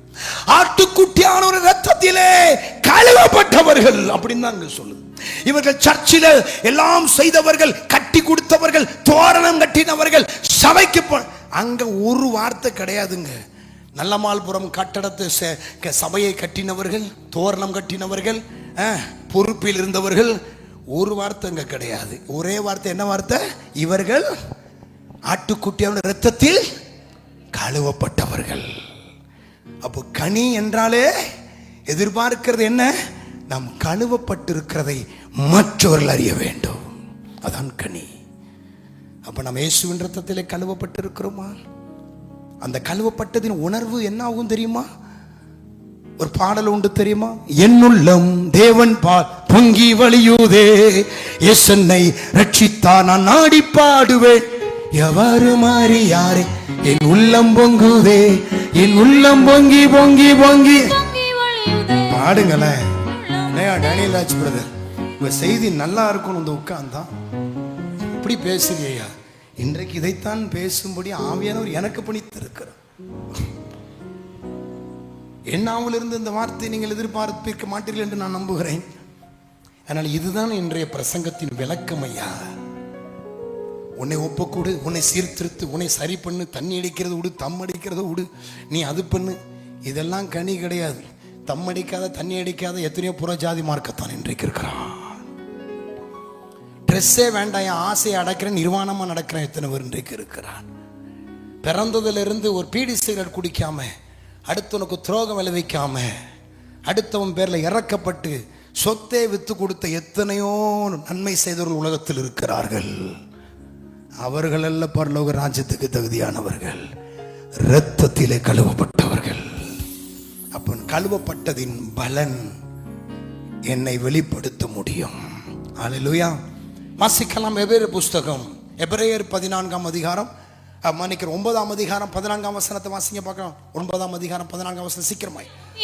நித்தியாவினாலே தம்மை தாமே பழுதற்ற பலியாக தேவனுக்கு ஒப்பு கொடுத்த கிறிஸ்துவினுடைய இரத்தம், தேவனுக்கு ஒப்பு கொடுத்த கிறிஸ்துவினுடைய இரத்தம், ஜீவனுள்ள தேவனுக்கு ஊழியம் செய்வதற்கு, ஜீவனுள்ள தேவனுக்கு ஊழியம் செய்கிறதற்கு உங்கள் மனசாட்சியை செத்த கிரியைகளை சுத்திகரிப்பது எவ்வளவு நிச்சயம். அப்போ நம்முடைய மனசாட்சியை இயேசுவின் இரத்தம் செத்த கிரியைகளை சுத்திகரித்து விடுமாம். அப்போ இருதயத்தை இயேசுவின் இரத்தம் கழுவி விட்டால் இந்த இருதயத்தில் யாருக்கு இடமில்லை? பயம் யாருடையது? பயம் யாருடையது சொல்லுங்களேன். பயம் யாருடையது? யாருடையது? அது இருதயத்தில் இருக்குமானால் அந்த இருதயத்தில் யாரு இருக்கா? பக்கத்தில் கைப்பிடி சொல்லுங்க. பையன் கையை பிடிங்களே. ஐயாம்மா கொஞ்சம் எட்டி முடிஞ்சா பிடிச்சிங்க. பிடிக்க இல்லையா? பக்கத்தில் பிடிங்கய்யா. பயம் வருதா? செத்துருவோன்னு பயம் வருதா? ஐயோ கேன்சர் வந்துடும் பயம் வருதா? ஐயோன்னு பயம் வருதா? அது யாருடையது கேளுங்க. யாருடையது? அது எங்கிருந்து வருகிறது? பயம் எங்கிருந்து வருகிறது? பக்கத்து வீட்டில் இருந்தா வருது. நைட்டு படுத்திருக்கும் போது தூக்கம் வர மாட்டுக்க, அந்த பயம் பக்கத்து வீட்டில் ஜம்பனியா வந்தது, உள்ள இருந்து வருது. அப்போ இந்த பயம் இருக்குன்னா அங்கே யார் இருக்கா? பேசுங்க, நீங்களே பேசுங்க. ஏக்கா எப்படிக்கா அவ்வளவு தைரியமா இருக்கிய? ஏக்கா இந்த மாதிரிலாம் ஒரு வியாதி வந்து நாங்களாம் செத்தே இருப்போம், பார்த்துக்கிடுங்க. 4 பேருக்கு மத்தியில எப்படிப்பட்ட அனுபவம் நம்ம வாழ்க்கையில எவ்வளவு பெரிய அடி விழுந்து எவ்வளவு நொறுக்கப்பட்டாலும், ஒரு வியாதியே இருந்தாலும் மறிச்சிருவான்னு டாக்டர் சொன்னாலும் அந்த பயம் என்பது இருக்காது. எனக்கு அது நல்ல ஒரு சாட்சி எனக்கு ஞாபகத்துக்கு வருகிறது. நான் காவல்துறையில் வேலை பார்க்கும்போது நடந்த ஒரு சாட்சி. ஐயா நல்லா கவனிங்க. கொஞ்சம் இறங்கி நடக்க ஒரே புழுக்கமா இருக்கு. நல்லா கவனிக்கீங்களா? காவல்துறையில் நடப்படி என்ன வேலை பார்க்கும்போது நடந்த ஒரு சாட்சி. திருநெல்வேலியில அந்த டவுனுக்கு அந்த பக்கம் மேலே முன்னிருப்போம்னு நினைக்கிறேன். அந்த சைடில் வந்து முன்னால் ஒரு ட்ரெயின் ஆக்சிடென்ட் ஆச்சு, தெரியுமா? ஞாபகம் இருக்கா? கேட் கீப்பர் வந்து கேட்டை பூட்டாம விட்டுட்டான். அந்த கேட் பூட்டும்ல, அவன் வந்து கேட்டை பூட்டாம விட்டானா என்னன்னு தெரியல. ஒரு சம்பவம் நடந்துச்சு. ட்ரெயின் இன்ஜின் வந்து ஒரு லாரி மேலே மோதி அந்த இன்ஜின் போய் தடம் புரண்டு நிறைய பேர் செத்து போயிட்டான். கரெக்ட். ஒரு ட்ரக்கர், பெரிய ட்ரக்கர், அந்த அந்த ட்ரெயின் ரோடு இருக்குல்ல, ட்ரெயினை தாண்டும் போது சிலவன் பார்த்தீங்கன்னா 2 அடி உயரத்து திண்டு கட்டி வச்சுருப்பான். பார்த்துருக்கீங்களா? பார்த்துருக்கீங்களா இல்லையா? இப்போ உங்கள் ஊருக்கு வரும்போது நாங்குநேரை தாண்டி அங்கே ஒரு ரயில்வே ட்ராக்ல பார்த்தீங்கன்னா 2 அடி உயரத்துக்கு இப்படி ஏறியணும். இதில் வந்து இந்த லோ ட்ரக்கர், ரொம்ப லோவாக இருக்கிற ட்ரக்கர் போய்கிடாது. ஒரு ட்ரக்கரை ஓட்டின ஒரு மனுஷன் என்ன பண்ணிட்டான், கேட்டு அடைக்க போகிற நேரத்தில் அவன் அடைக்க போகிறான். அப்போ சுற்றி தான் இறங்க. அப்போ வந்து கேட்டு வந்து இப்படி கையால் சாத்துற கேட்டு, இந்த இறக்குற கேட்டுலாம் கிடையாது, கையால் சாத்துற கேட்டு. அப்போ அவன் கேட்டு அடைக்க போகிறான். இருப்பா இருப்பா இருப்பா நான் போயிடுறேன்ப்பான். அவனும் இறக்கப்பட்டு கேட் கீப்பர் கேட்டை திறந்துட்டான். இந்த லாரியை கொண்டு போனான்ல, கரெக்டாக அண்டர் சேஸு ஸ்பீட் பிரேக்கரில் மாட்டிக்கிட்டு. கவனிக்கிறீங்களா? ஸ்பீட் பிரேக்கரில் மாட்டி ட்ரக்கர், பெரிய ட்ரக்கர். அந்த ட்ரக்கில் என்ன இருக்குன்னா பொக்கலைன். அந்த காலம் அப்போ வந்து அந்த காலத்திலே இந்த வந்து உண்டு. இந்த ட்ரோசர் கிடையாது. இந்த இரும்பு வீல் இருக்கும் பார்த்திருக்கீங்களா? இரும்பு வீல் உள்ள அந்த வண்டி வந்து அப்போவே உண்டு. அந்த வண்டி வந்து அந்த லாரிக்கு மேலே இருக்கு. இப்போ வண்டி கரெக்டாக ட்ரெயினில் மாட்டிச்சு. இப்போ கேட்டு பூட்டணும். அந்த கேட் கீப்பர் கத்துறான், கதறான், ஏன் வண்டி அடியாங்க? யோ நான் எடுக்க முடிஞ்சா ஏன் எடுக்காமல் இருக்க போகிறேன்? வண்டி எடுக்க முடியல, நான் என்ன செய்யண்டு? டிரைவர் இறங்கிட்டான். அவன் பார்த்துல பக்கத்தில் போயிட்டா. இவன் கத்துறான், கதறான். எக்ஸ்பிரஸ் வருது, சரியான ஸ்பீடு, அடிச்சிட்டான். வண்டி அடிச்சு அடியில் லாரியை தூக்கி எரிஞ்சு ட்ரெயின் இன்ஜின் போய் ஒரு இடத்துல விழுந்து தீ பிடிச்சி ட்ரெயின் டிரைவர் 2 பேர் செத்து போயிட்டான். ட்ரெயினில் ஃபர்ஸ்ட் இந்த பெட்டியில் நிறைய பேர் காலி. மிகப்பெரிய கோர சம்பவம் ஒன்று நடந்தது. ஞாபகம் இல்லையா? ரொம்ப வருஷம் இருக்கும். நான் சொல்கிறது, நான் 2005 போலீஸில் வேலை பார்க்கும்போது, 2005 2006. ஆனால் இன்சிடெண்ட் நடந்தது அதுக்கு முன்னால் 4-5 வருஷத்துக்கு முன்னால். எதை வச்சு சொல்கிறேன்னா, அந்த ட்ரக்கர் டிரைவர் இருக்கான் பார்த்தீங்களா, அவனுக்கு ஆயுள் தண்டனை கொடுத்துட்டாங்க. அவன் கைதியாக உள்ளே இருக்கும்போது இவன் தான் அந்த சம்பவத்தை அட சொன்னான். இப்போ ஆயுள் தண்டனை கைதியாக உள்ளே இருந்தான் பார்த்தீங்களா, அவனுக்கு வந்து ஹாஸ்பிட்டலில் அட்மிட் பண்ணியிருக்காங்க. அவனுக்கு ஒரு வியாதி. என்ன வியாதி தெரியுமா? HIV, எய்ட்ஸ் வியாதி. எய்ட்ஸ் முத்திச்சு. அவன் ஹாஸ்பிட்டலில் அட்மிட் பண்ணியிருக்காங்க. அவனை பாதுகாக்கிற பணியில் நாங்கள் இருக்கிறேன். ஆளு நொடுங்கி போய் அப்படியே சொத்து போய் உட்காந்துருந்தோம். டாக்டர்ஸு அங்கே பக்கத்தில் யாரையும் போட மாட்டாங்க. போயா சாவாலையா போயா அப்படிம்பாங்க. டாக்டர் நம்ம புதுசாக யாராவது போலீஸ்காரனாலும் திட்டுவாங்க. யாராவது சாவாலைதியாம்மா, எய்ட்ஸ் 4 ஸ்டேஜ். அவன் உட்காந்துருந்த கட்டில் சுற்றி ப்ளீச்சிங் பவுடர்லாம் போட்டிருக்காங்க. அவன் ஒதுக்கு புறமும் வச்சிருக்காங்க. நொந்து போய் இருக்கான். 1 மாதம் தான் செத்து போயிடுவான் டாக்டர் சொல்லிட்டான். வர டாக்டர்லான்னு சொல்கிறான், சாவுகிறாய். அங்கே சாவைக்கு இல்லாமல் இங்கே வந்து போட்டு நம்ம உயிரை வாங்குறான்ல. டாக்டர் பக்கத்துலேயே போக மாட்டார். போகும்போது க்ளவுஸ்லாம் போட்டுக்குவார், முகத்தில் எல்லாமே கட்டிட்டு தூரத்துலேருந்து பேசுவார். சாப்பிட்டியாயா அப்படின்பா. சாப்பிட்டானா அப்படின்னு போயிடுவார். நான் போய் புதுசாக டியூட்டி டேக் ஓவர் எடுக்கிறேன். போன உடனே நர்ஸு சொன்னாங்க, ஹலோ பக்கத்தில் போதீங்க சார், அவனுக்கு எய்ட்ஸு சார். நமக்கு எய்ட்ஸை கண்டாலும் பயம் இல்லை, பெய்ட்ஸை கண்டாலும் பயம் கிடையாது. ஏன்னா வியாதி யாரை தாக்கும்? எய்ட்ஸ் வியாதி யாரை தாக்கும்? மரித்தவனை தாக்கும். நான் உயிர் தெழுந்தவன் ஆயிற்று. கையை தட்டுங்க. பொறாமை. நான் கிறிஸ்துவுக்குள் உயிர் தெழுந்தவன் ஆயிற்றேன். வியாதி எனக்குரியதல்ல. எய்ட்ஸ் யாருக்குரியது? பாவம் செய்தவனுக்குரியது. நான் பாவி இல்லையே, நான் ரத்தத்தில் கழுவப்பட்டவன் ஆயிற்றேன், நான் பிள்ளை ஆயிற்றேன். எனக்கு கொஞ்சம் கூட பயம் இல்லை. நான் ரொம்ப கேஷுவலாக பக்கத்தில் போன நர்ஸ் என்னை பிடிச்சி கண்ட மணி திட்டிவிட்டு. நான் சொன்னேன், மேடம் அவனுக்கு வியாதி இருந்தால் அந்த வியாதி எனக்கு தானே வருது, உங்களுக்கு ஏன் கஷ்டம்? மைண்ட் ஓன் பிஸ்னஸ், போங்க வேலையை பார்த்துட்டேன். வந்துட்டார் புரியூர் அப்படின்ட்டு போய் நான் போனோன்னே அந்த மனுஷனுக்கு பக்கத்தில் ஒரு ஸ்டூலை போட்டு உட்காந்து. அவனுக்கு என்னையே ஆச்சரியம், அவங்க வீட்டில் யாருமே வரலை. அவன் பொண்டாட்டி பிள்ளை எல்லாம் வெறுத்துட்டாங்க. எய்ட்ஸ் செத்து போவான். ஏன் வந்து எய்ட்ஸுக்காரனு பொண்டாட்டினா நீங்கள் மதிப்பீங்களா? சொல்லுங்க, நல்ல மாலை போகிற மதிப்பீங்களா? என்னையே ஒரு மாதிரி பக்கத்தில் வர உட்காந்து பேசிட்டு வந்திருக்கானே, இவன்ட்ட நம்ம சோம் இல்லாமா சோம்னா கூடாதா, பரவி இருக்குமா அப்படின்னு இருக்கலாம். ஒருத்தரும் வரல. உட்காந்துட்டு பேரை கேட்டேன். மனிதன் எலும்ப முடியாமல் உடைந்து போயிருந்தான். அவனிடத்தில் பேரை கேட்டுட்டு, ஏன் பயப்படுறீங்க? அவன் சொன்னான், ஐயா நான் எய்ட்ஸ் வியாதியா, நீங்கள் எப்படி ஆண்டு வந்து பேசுகிறீங்கன்னு. ஃபஸ்ட்டு வார்த்தை என்ன சொன்ன தெரியுமா? ஏசு உனக்காதான் அந்த உலகத்துக்கே வந்தார், ஏசு உன்னை நேசிக்கிறாரியான்னு. அவன் ஆல்ரெடி கிறிஸ்டியன், கிறிஸ்தவ குடும்பத்தில் பிறந்தவன், ஆனால் கிறிஸ்தவன் அல்ல. அவனிடத்தில் சில காரியங்களை கேட்டேன். என்ன பிரச்சனை, எதுக்காக நீ இந்த தண்டனை பெற்றாய்? அப்போ தான் அந்த கதையை சொன்னான். கேட்கீப்பர் சொன்னாயா, கேட்காம வண்டியை ஏற்றிட்டேன், மாட்டிக்கிட்டு எனக்கு தண்டனை கொடுத்துட்டாங்கய்யா. இப்போ எனக்கு எய்ட்ஸ் சொன்னேன், என் வீட்டில் யாருமே வரலை, என்னையா பண்ணுறது உட்காந்து. எனக்கு ரொம்ப சந்தோஷம். ஒருத்தன் சிக்கிட்டான், அசம்ம சிக்கிட்டான். நான் சுவிசேஷம் சொன்னால் அவன் கேட்டுதான் ஆகணும். உட்காந்து இயேசுவின் அன்பை அவனிடத்துல சொன்னேன். நான் எப்படி ஆரம்பித்தேன்னு தெரியுமா? நீ செத்து போவாய் என்பது உனக்கு தெரியுமல்லவான்னு. ஆமாம், நான் உன்னை காப்பாற்ற வரல. நான் சொன்ன உன்னை நான் காப்பாற்ற வரல, உனக்கு வியாதியெல்லாம் போகும்னு சொல்ல வரல. நீ செத்து போயிரு உனக்கு தெரியுங்களா? தெரியும். ஆனால் செத்து போன பிறகு இன்னொரு இடத்துக்கு போவேன், அது உனக்கு தெரியுமான்னு கேட்டேன். எங்கேயானே? நரகத்துக்குன்னு. எங்க சொல்லு, எங்க? இப்ப அனுபவிக்கிறது தண்டனை இல்லை, இதுக்கப்புறம் நீ அனுபவிக்க போறதான் யார் தண்டனை. நான் என்னையா செய்யணும்னு விழுங்கி கேட்டான். நான் சொன்னேன், பாவங்களை அறிக்கையிடு, பாவங்களை அறிக்கையிடு. இயேசுவின் பாவத்தை மன்னியும் என்று சொல்.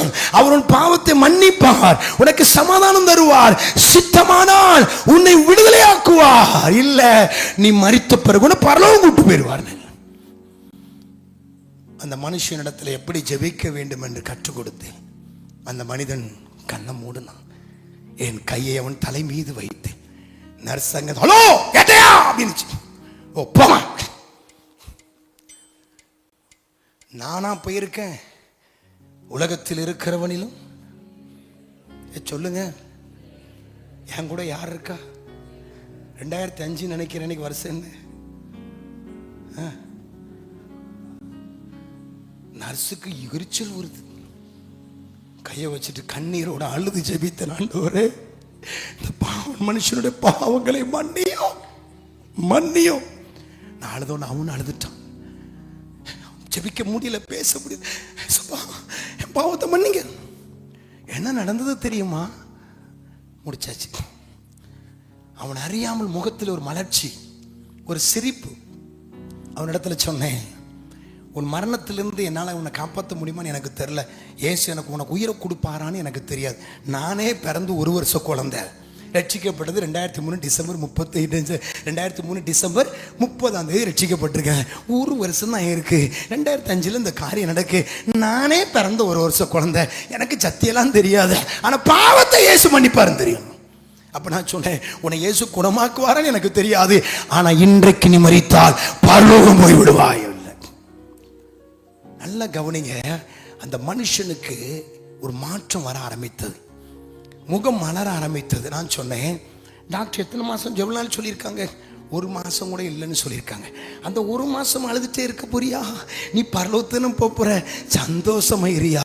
அந்த மனுஷன் சொன்னா, ஐயா நீங்க சொல்லாமலே எனக்கு ஒரு சந்தோஷம் வந்துட்டியா, இன்னைக்கு சித்தம் நான் கவலைப்பட போறது இல்லையா. நான் டியூட்டி முடிச்சுட்டு போயிட்டேன். அடுத்த 6 மணி நேரம் கழிச்சு தான் அடுத்த டியூட்டி போறேன். சந்தோஷமா பாட்டு பாடிட்டு இருக்கான், கையை தட்டி பாட்டு பாடுறான். கிறிஸ்துவே பாட்டெல்லாம் ஞாபகத்துக்கு வருது, உட்கார்ந்து பாடுதான். எனக்கு சோறு வேணுங்க, சாப்பிடுறான். அடுத்த டாக்டர் ரவுண்ட்ஸ் வரும்போது இவன் பார்த்துட்டு சந்தோஷமா பாடிட்டே இருக்கான். ஓ என்னையா சாவ போறவனுக்கு என்னையா பாட்டு? அவன் சொன்னா, இல்ல நான் சாவ போறது இல்ல, கிறிஸ்துவுக்குள் பிழைத்து விட்டேன், நான் பரலோகம் போக போறேன். அன்றிலிருந்து கரெக்டா 10 நாள்ல மரித்து போய்விட்டா.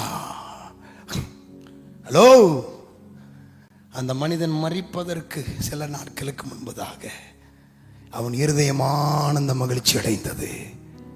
ஒருவேளை ஆண்டவர் அவனை பிழைக்காமல் கொண்டு போயிருக்கலாம். ஆனால் அந்த இருதயத்தில் இந்த மரண பயம் போய்விட்டது, கலக்கம் போய்விட்டது, ஐயோ என்கிற அங்கலாய்ப்பு போய்விட்டது. ஆகவே தான் பக்தர்கள் அன்றைக்கு பாடினார்கள், என்ன என் ஆனந்தம், என்ன என் ஆனந்தம் சொல்ல கூடாது. நல்ல கைகளை தட்டி, என்ன என் ஆனந்தம், என்ன என் ஆனந்தம் சொல்ல கூடாது. மன்னன் கிறிஸ்து என் பாவத்தை எல்லாம் மன்னித்து விட்டாரே. மன்னன் கிறிஸ்து என் பாவத்தை எல்லாம் மன்னித்து விட்டாரே. கூடுவோம் பாடுவோம் பாடுவோம் நன்றாய் மகிழ் கொண்டாடுவோம். கூடுவோம் பாடுவோம் பாடுவோம் நன்றாய் மகிழ் கொண்டாடுவோம். நாடியே நம்மை தேடியே வந்த நாதனை ஸ்தோத்தரிப்போம். நாடியே நம்மை தேடியே வந்த நாதனை ஸ்தோத்தரிப்போம். சேர்ந்து பாடுவோமா? என்ன என் ஆனந்தம், என்ன என் ஆனந்தம் சொல்ல கூடாது. என்ன என் ஆனந்தம், என்ன என் ஆனந்தம் சொல்ல. அப்படியே கையை உயர்த்தி கண்களை மூடி,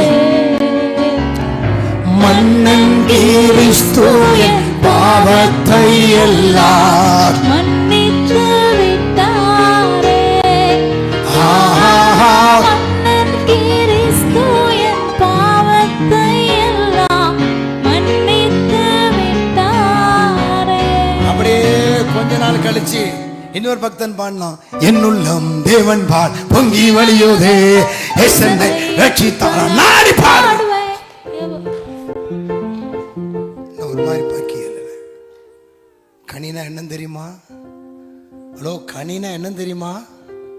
சர்ச்சுக்கு வர்றதில்ல கனி, சர்ச்சுக்கு வந்து திடப்படுத்தல் எடுக்கிறது இல்ல கனி, ஞானசன சர்டிபிகேட் வாங்குறது இல்ல கனி. பாவங்கள் மன்னிக்கப்பட வேண்டும், அது நிச்சயத்தை அறிக்கையாய் வெளியே நான் பிரசித்தம் பண்ண வேண்டும். பாவங்களை மறைக்கிறவன் வாழ்வடைய மாட்டான், அறிக்கை செய்து விட்டு விடுகிறவனும் இறக்கம் வருவான். எவரி கம்யூனிஸ்ட் சர்வீஸில் போயிட்டு நாமே ஆராய்ந்து பார்ப்போம்னு, ஆண்டவரே இன்னைக்கு ஒரு நாள் மன்னிச்சிடும் ஆண்டவரே, இதல்ல, ஒரே தரம் பலி, ஒரே தரம் மன்னிப்பு, அடிக்கடி மன்னிப்பல்ல, ஒரே ஒரு முறை மன்னிப்பு, அவ்வளவுதான். அதற்கு பிறகு அனுதினமும் நான் சுத்திகரிக்கப்பட வேண்டியது இரத்தத்தினால் அல்ல, பரிசுத்தாவினாலே சுத்திகரிக்கப்பட வேண்டும்.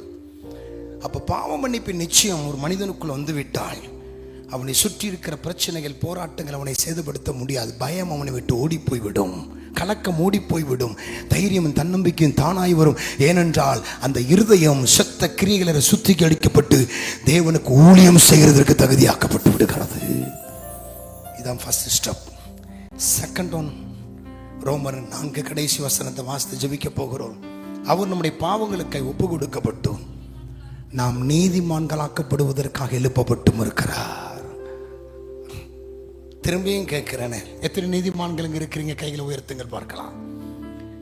நான் இரத்தத்தில் கழுவப்பட்ட நீதிமான் என்று பகிரங்கமாக எத்தனை பேர் கை வைத்து சொல்ல போறீங்க? நல்ல கை உயர்த்தி. ஏன் பம்முறீங்க? ஏன் பயப்படுறீங்க? இதயம் குற்றப்படுத்துகிறது. நான் ஏற்கனவே முன்னால் வரும்போது சொல்லியிருக்கேன், எனக்கு தெரியல. 2 காரியம். ஒன்று, பக்கத்தில் இருக்கவங்களை கண்டு பயம். முன்னால் இருக்கிற பின்னால் இருக்கிற நபரை கண்டு பயம். மனைவியை கண்டு பயம், புருஷனை கண்டு பயம், முன்னால் இருக்கிற ஊழியக்காரரை கண்டு பயம். இல்லைன்னா இந்த அக்காவுக்கு தெரியும், இன்னைக்கு காலத்தில் சண்டை போட்டு வந்திருக்கேன், அவங்களுக்கு தெரியும் பயம். இன்னொன்று, எவனுக்கு பயம் இல்லை, நம்மைக்கே நம்மை குறித்து பயம். 1 யோவான் 3:20, உங்கள் இருதயம் எங்களை குற்றவாளியாய் தீர்க்கிறது. உங்கள் இருதயம் எங்களை குற்றவாளியாய் தீர்க்குமானால் தேவன் இருதயத்தை விட பெரியவராக இருந்து சகலத்தையும் அறிந்திருக்கிறாரே. இயேசுவின் ரத்தம் என்னை கழுவி இருக்குமானால் தேவனுக்கு முன்பதாக நான் நீதிமானாக்கப்பட்டிருக்கிறேன். யாரால்? தேவனால் நீதிமானாக்கப்பட்டிருக்கிறேன். என்னை நீதிமானாக்கினது யார்? குருவானவரா? பேராயரா? சபையில் இருக்கிற மெம்பரா? கமிட்டியில் இருக்கவங்களா? எல்லாம் கூடி உங்களை நீதிமானாக்கினாங்களா? சர்டிபிகேட் கொடுத்தாங்களா? இல்லை, தேவன் நீதிமானாக்கினார்.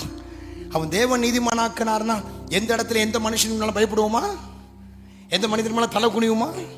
நீதிமான் சிங்கத்தை போல. சிங்கம் எங்கேயாவது பின்னடையுமா? சொல்லுங்க. அதுதான் சிங்கத்துக்கு ஒப்பா பேசினார். நம்ம பூனையை விட மோசமாலாம் இருக்கும் அப்படிங்க. பத்தியில பூனையை பத்திரிக்கையில ரொம்ப நடந்து முடியுமா? அந்த மாதிரிலாம் பொம்முறிய பக்கத்தை கைப்பிடி சிங்கமா பூனையான்னு கேளுங்க. பூனிலாம் வேண்டாம், சிங்கமா பூனையா? ஐயா பக்கத்தில் கேளுங்க, நீங்க சிங்கமா பூனையான்னு கேளுங்க. என்னையா காட்டுதுனையா? கனி. ஐயா இதையா கனி? திரும்பியும் சொல்றேன், கனி கூடாத காலத்தில் இருக்கிற மரத்தை காரி துப்பி போட்டு போயிட்டாரு. கனி கொடுக்க வேண்டிய காலத்தில், கொடுத்திருக்க வேண்டிய காலத்தில் நாம் பயந்து கொண்டு திகிலடைந்து நடுங்கி கொண்டு மனிதர்களுக்கு முன்பதாக பயந்து நடுங்கி, ஐயோ அவங்க அப்படி பண்ணிடுவோம் இப்படி பண்ணிடுவோம் பயந்துட்டு இருந்தா என்ன அர்த்தம் தெரியுமா? வாசிக்கலாம். எபிரேயர் 10:31-11 எடுத்து வாசிமா. வலது பக்கத்தில் கீழே இருக்கும் பாரு. தேவனுடைய குமாரனுடைய அசுத்தம் என்று எண்ணி 10:29 தேவனுடைய குமாரனை பக்கம் சொல்லு. 307 புதிய ஏற்பாடுல 307 இப்போ கையில நம்ம ஜெபிக்க போறோம் சீக்கிரமா. தேவனுடைய குமாரனை காலின் கீழ் மிதித்து. புதிய ஏற்பாடுல 307 பேஜ் நம்பர் 307 ரைட் சைடுல பைபிள்ல ரைட் சைடுல அதுல லெஃப்ட் சைடுல கீழ இருக்கும் பாருங்க. எல்லாம் எடுத்துங்க வாசிப்போம்.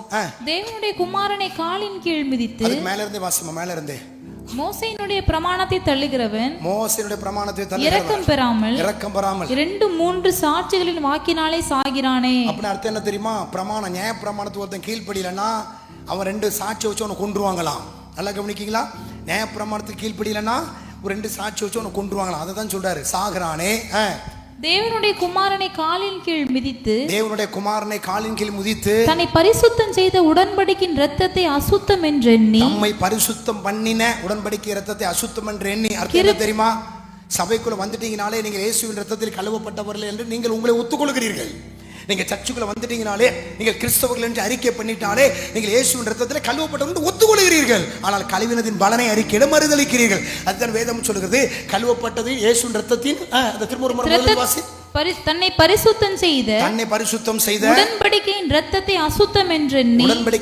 அசுத்தம் என்று கிருபையின் ஆவியை நிந்திக்கிறவன் எவ்வளவு கொடிதான ஆக்கினைக்கு பாத்திரவானாய் இருப்பான் என்பதை யோசித்து பாருங்கள். எவ்வளவு கொடிதான ஆக்கினைக்கு பாத்திரவானாய் இருப்பான் என்பதை யோசித்து பாருங்கள். பழிவாங்குதல் எனக்குரியது, நானே பதில் செய்வேன் என்று கர்த்தர் சொல்லுகிறார் என்றும், நானே பதில் செய்வேன் என்று கர்த்தர் சொல்லுகிறார் என்றும், கர்த்தர் தம்முடைய ஜனங்களை நியாயம் தீர்ப்பார் என்றும் சொன்னவர் இன்னார் என்று அறிவோம். நல்லா கவனிக்கீங்களா?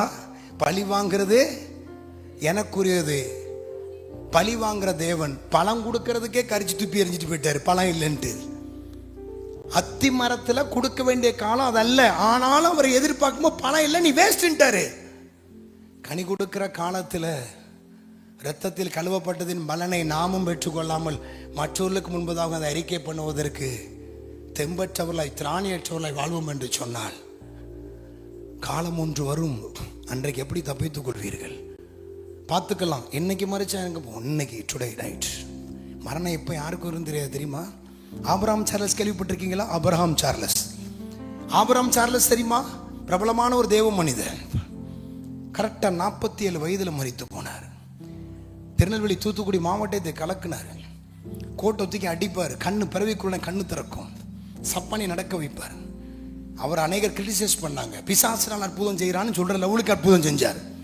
அந்த மனுஷன் படுத்து கிடந்தவன் காலைல எந்திரிக்கல. துதி சங்கர் ஒரு மனிதனை கேள்விப்பட்டீங்களா? துதி சங்கர் அவர் எசேக்கியா பிரான்சிஸுடைய சர்ச்சை அவருடைய கூடாரத்தில் ஊழியத்தை முடிச்சுட்டு ட்ரொம்போல கிளம்பி போறார், ஆக்ஷன்ல செத்து போனார். பரிசுத்தவான்களுக்கே மரணம் எப்போ வரும்னு தெரியலையே, வயது வித்தியாசம் இல்லாமல் வருகிறது. மக்களுக்கு மரணம் எப்போ வரும்னு யாருக்கு தெரியும்? இன்னைக்கு ஒரு செய்தி எனக்கு வந்தது. 3 வயது கேன்சர், ஒரு குட்டி தம்பி பெயர் கார்த்திக். இன்றைக்கு காலையில் நேற்று நைட்டு 9 மணிக்கு மரித்து போய்விட்டான். 3 வயதுல கேன்சர்.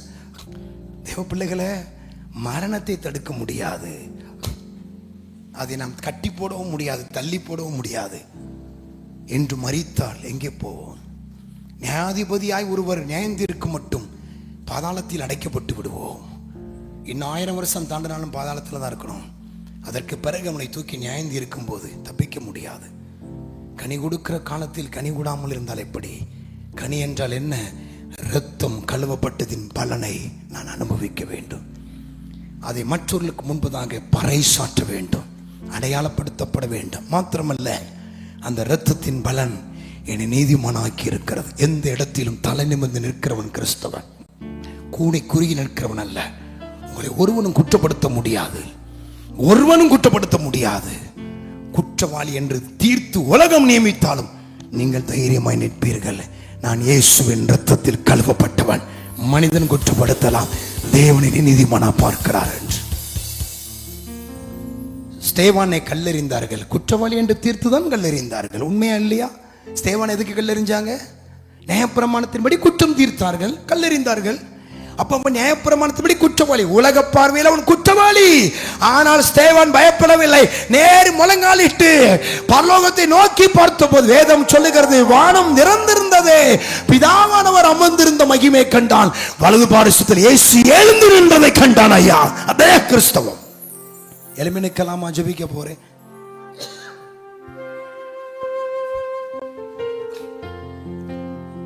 தேவ பிள்ளைகளே, கனி கொடுக்கிற காலம் இது.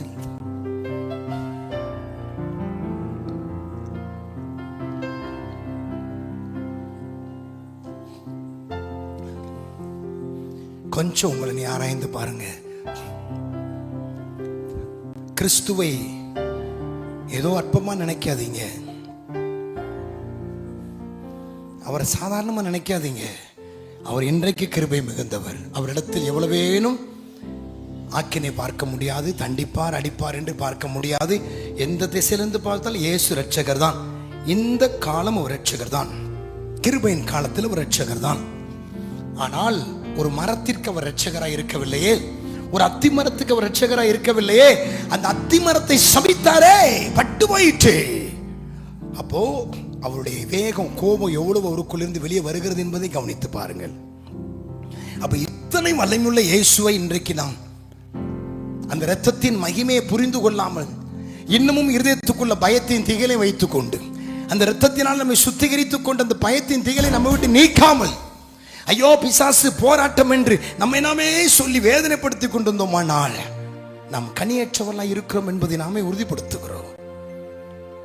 நான் பிரசங்கிப்பது யாரோ ஒருவருக்காக. எத்தனை பேர் இருந்தாலும் என் வார்த்தையை கர்த்தர் ஒரு மனிதர், ஒரு நபருக்காக என்னை பிரசங்கிக்க கூட்டிட்டு வந்திருக்கிறார். நான் விரும்புகிற நபர் ஒன்று உண்டு, அவர்களுக்காக நீ பிரசங்கம் பண்ணுன்னு சொல்லியிருக்கிற, நான் பிரசங்கம் பண்ணியிருக்கேன். மற்றவர்கள் கேட்பார்களா கேட்கவில்லையா எனக்கு அதை பற்றி கவலையே இல்லை. ஏனென்றால் ஒரு நபர் சத்தியத்தை புரிந்து விட்டால் பரலோகம் அசைத்து விடும். அந்த நபர் நான் தான் என்றால் உங்கள் இருதயங்களை இயேசுவுக்கு நேராய் திருப்புங்கள். இதுவரை பயமும் திகிலும் காரிருளும் உங்களை ஆட்டி படைத்துக் கொண்டிருக்கிறதா? தேவையில்லாம தன் பயம் வருகிறதா? தற்கொலை என்ன வருகிறதா? சாவை குறித்து பயம் வருகிறதா? வியாதியை குறித்து பயம் வருகிறதா? மரித்து போய்விடுவோம் என்று பயம் வருகிறதா? மனிதனை குறித்து பயம் வருகிறதா? ஏதாவது செய்து விடுவார்கள் என்று பயம் வருகிறதா? அந்த இருதயத்தை சுத்திகரியை ஒப்பு கொடுங்கள். இனி புறப்பட்டு போங்கள், மனுஷரிடத்தில் பேசுங்கள், இயேசுவை நம்புங்கள், இயேசுவண்டை வாங்கள், உங்கள் பாவத்தை அறிக்கையிடுங்கள். இயேசு உங்கள் பாவத்தை மன்னிப்பார், உங்கள் சந்தோஷத்தை சமாதானத்தை தருவார். உங்களுக்கு சந்தோஷம் சமாதானம் உங்கள் வாழ்க்கையில் இல்லாமல் இருக்க காரணம் உங்க பாவம் தான். அந்த பாவத்தை நீங்க சுத்திகரித்துக் கொள்ளுங்கள், உங்களுக்கு சமாதானம் உண்டு என்று நீங்கள் தானே அவர்களுக்கு சொல்ல வேண்டும். அப்படியே கண்களை மூடுவோம். நான் யாரையும் ஃபோர்ஸ் பண்ண விரும்பல. இன்றைக்கு இதுதான் சத்தியம். ஃபர்ஸ்ட் ஸ்டெப் பாவ மன்னிப்பின் நிச்சயம். செகண்ட் ஸ்டெப் தேவனை நீதிமான் ஆக்கினார் என்பதின் உத்தரவாதம். இது ரெண்டும் மனிதனுடைய பலத்தினால் வராது, மனிதனுடைய வல்லமையினால் வராது, மனிதனுடைய ரெக்கமெண்ட்ல வராது, கோடி பணம் கொடுத்தாலும் கிடைக்காது, பிறப்பு கிறிஸ்தவனாலும் வராது. இது ரெண்டும் கிருபையினால் வருகிறது. அந்த கிருபையை போக்கடிக்கிறவர்கள், குமாரனுடைய இரத்தத்தை அசுத்தம் என்று எண்ணி காலின் கீழ் போட்டு மிதிக்கிறவர்களை குறித்து வேதம் சொல்லுகிறது. பழி வாங்குகிறது எனக்குரியது, நானே பதில் செய்வேன் என்பதை சொன்னவர் இன்னார் என்பதை புரிந்து கொள்ளுங்கள். ஒரு சின்ன ஜெபம் பண்ண போறேன். ஜெபிக்கிறவர்கள் அப்படியே ஏசப்பாட்ட ஒரு வார்த்தை சொல்லுங்க. எனக்கு சமாதானம் இல்லை, கனியற்ற வாழ்க்கை. உங்களுக்கு சமாதானம் இல்லையா? கனியற்ற வாழ்க்கை. இதான் பேசிக், இதான் அடையாளமே. இதுதான் உங்கள் இருதயத்தில் இரத்தம் சுத்திகரித்து பாவ மன்னிப்பின் நிச்சயத்தை பெற்றிருந்தால் உங்களுக்கு சமாதானம் இருக்கும். அந்த சமாதானம் கிறிஸ்துவின் சமாதானம். அந்த சமாதானத்தை புருஷனாலும் எடுக்க முடியாது, பொண்டாட்டியால் எடுக்க முடியாது, பிள்ளைகளால் எடுக்க முடியாது. உங்களுக்கு எதிராக எவையலும் அந்த சமாதானத்தை எடுக்க முடியாது. ஏனென்றால் அது கிறிஸ்துவின் சமாதானம்.